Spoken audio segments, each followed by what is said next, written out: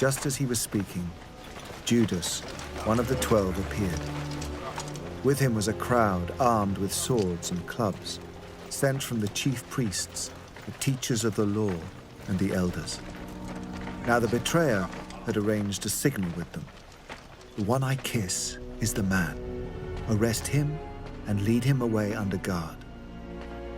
Going at once to Jesus, Judas said, "Rabbi," and kissed him.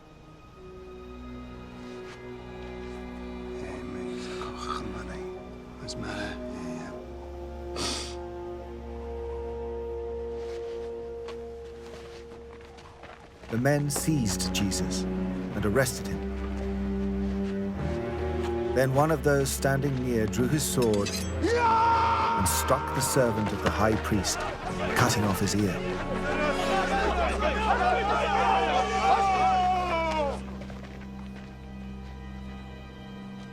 "Am I leading a rebellion," said Jesus, "that you have come out with swords and clubs to capture me? Every day I was with you, teaching in the temple courts, and you did not arrest me. But the scriptures must be fulfilled." Then everyone deserted him and fled. A young man, wearing nothing but a linen garment, was following Jesus. When they seized him, he fled naked, leaving his garment behind.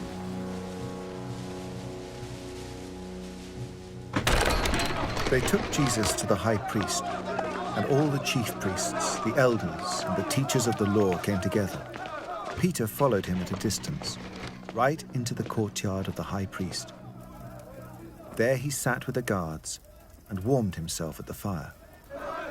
The chief priests and the whole Sanhedrin were looking for evidence against Jesus so that they could put him to death, but they did not find any. Many testified falsely against him, but their statements did not agree. Then some stood up and gave this false testimony against him.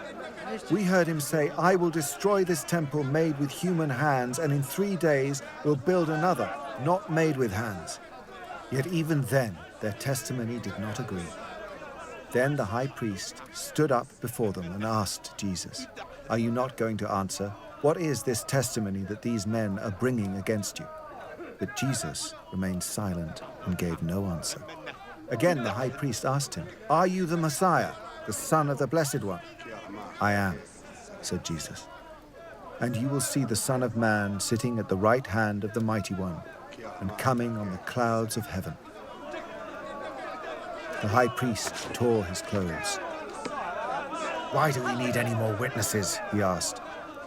"You have heard the blasphemy. What do you think?" They all condemned him as worthy of death.